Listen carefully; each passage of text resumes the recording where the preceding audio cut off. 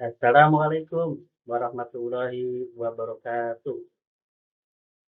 Halo sahabat pendidik, apa kabar semuanya? Semoga semua dalam keadaan sehat walafiat, dalam keadaan lindungan Allah Tuhan Yang Maha Esa, dan senantiasa berada dalam keadaan semangat untuk terus belajar dan mengembangkan diri. Sahabat pendidik, saya guru TK paling ganteng, Kak Fajar. Pada kesempatan kali ini mencoba untuk berbagi tentang materi pendidikan, yaitu tentang karakteristik kurikulum merdeka PAUD atau pendidikan anak usia dini. Sebagaimana yang sudah kita ketahui bersama bahwa saat ini pemerintah kita melalui Kemendikbudristek sedang berusaha untuk menerapkan kurikulum merdeka di beberapa jenjang pendidikan. Salah satunya PAUD. Kita tahu PAUD itu ada yang formal maupun non formal. Yang formal TK sama kanak-kanak dan Raudatul Atfal RA. Pemerintah menerapkan kurikulum merdeka melalui program sekolah penggerak. Ada juga yang independen. Sekolah itu mendaftar sendiri untuk ikut pelatihan kurikulum merdeka.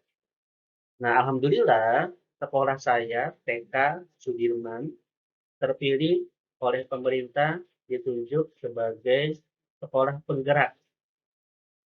Dan alhamdulillah saya dipilih oleh sekolah untuk menjadi komite sekolah penggerak. Jadi saya mengikuti pelatihan sekolah penggerak. Disebutnya pelatihan komite sekolah penggerak. Waktu itu angkatan kedua. Dan alhamdulillah sudah selesai hingga sekarang adalah bimbingan. Jadi materi yang saya sampaikan di video singkat ini, materinya berasal dari materi pelatihan yang saya dapat ketika mengikuti pelatihan komite sekolah penggerak. Sahabat pendidik, sebelum kita membahas tentang karakteristik kurikulum merdeka di PAUD, sebaiknya kita coba bahas dulu, kita ketahui terlebih dahulu apa sih karakteristik kurikulum merdeka secara umum gitu ya. Kurikulum merdeka atau merdeka belajar dikembangkan dengan lebih fleksibel. Ya, artinya KBM-nya itu fleksibel dan berfokus pada materi esensial serta pengembangan karakter dan kompetensi peserta didik. Berikut ini beberapa karakteristik kurikulum merdeka yang diterapkan di beberapa jenjang pendidikan. Pertama, pembelajaran yang digunakan berbasis proyek untuk dapat mengembangkan soft skill dan karakter sesuai dengan profil pelajar Pancasila. Jadi salah satu karakteristik kurikulum merdeka itu ada yang namanya 5P. Project, penguatan, profil pelajar Pancasila. Insya Allah nanti pada kesempatan yang lain akan kita bahas apa itu proyek profil pelajar Pancasila ya atau 5P.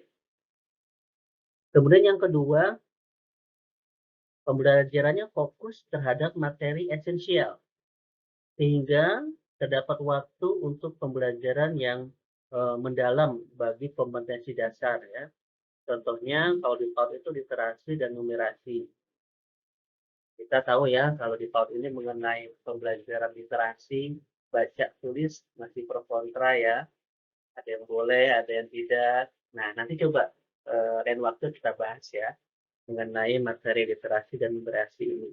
Kalau di kurikulum Merdeka di PAUD itu literasi dan numerasi termasuk dalam pembelajaran ya. Kemudian yang ketiga, fleksibilitas guru untuk bisa melakukan pembelajaran yang terdiferensiasi sesuai dengan kemampuan peserta didik.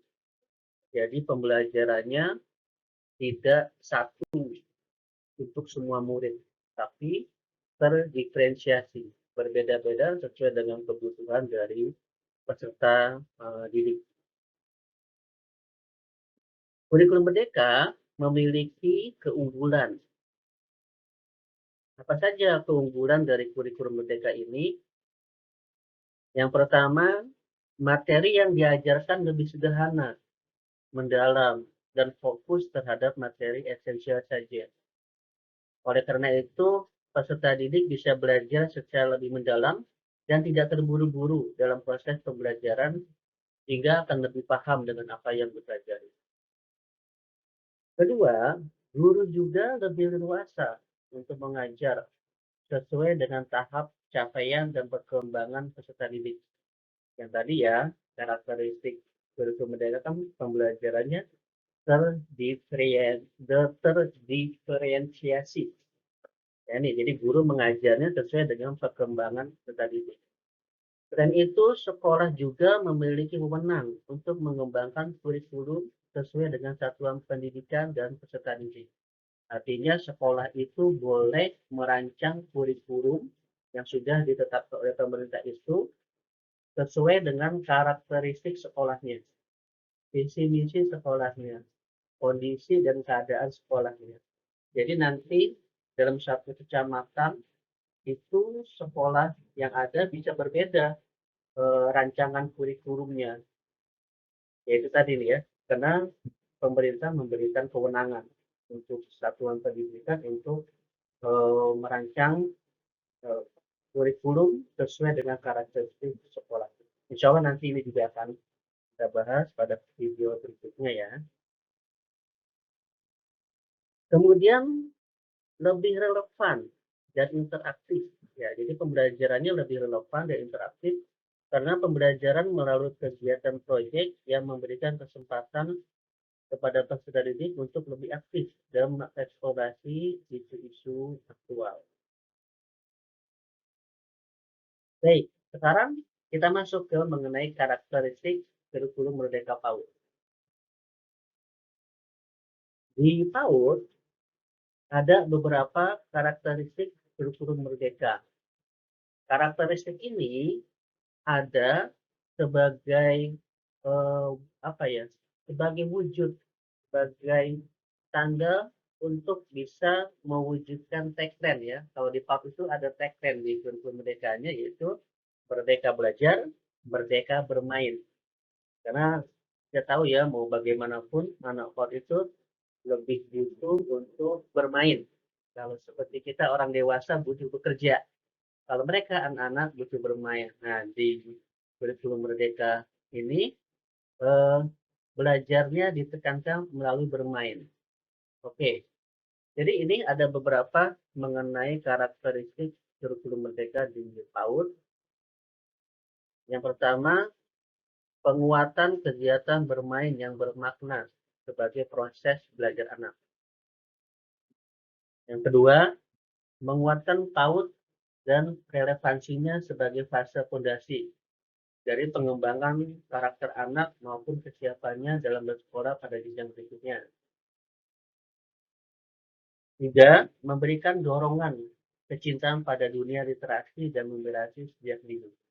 Tadi ya kita sudah sama-sama membahas bahwa di PAUD itu ada pembelajaran literasi dan numerasi. Kemudian penguatan proyek profil pelajar Pancasila. Karakteristik berikutnya, pembelajaran dan asesmen yang lebih fleksibel dan adaptif. Berikutnya, asesmen yang dibuat dijadikan pijakan guru dalam merancang kegiatan bermain dan orang tua dalam mendidik melalui bermain di rumah. Jadi asesmen atau penilaian yang guru buat itu bisa buat guru dalam pembelajaran maupun juga buat orang tua untuk kegiatan di rumah. Karena karakteristik yang terakhir itu menguatkan peran orang tua sebagai mitra satuan.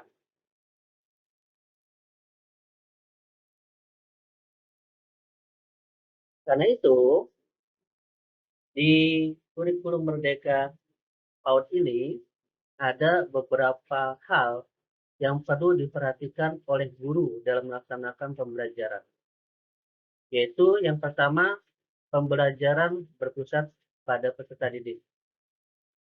Kedua, guru sebagai fasilitator, bukan penentu. Tiga, memberikan pengalaman langsung untuk anak. Ini prinsip yang harus guru pahami, yang harus guru bisa terapkan ya. Yang pertama, pembelajaran berpusat pada peserta didik. Guru sebagai fasilitator. Ketiga, memberikan pengalaman langsung untuk anak. Sahabat pendidik, insya Allah ketiganya ini nanti juga akan kita bahas pada pertemuan kita yang berikutnya. Baik, sahabat pendidik, demikian paparan singkat dari saya mengenai karakteristik kurikulum merdeka di jenjang PAUD. Jangan lupa untuk like dan jangan lupa untuk subscribe. Terima kasih. Assalamualaikum warahmatullahi wabarakatuh.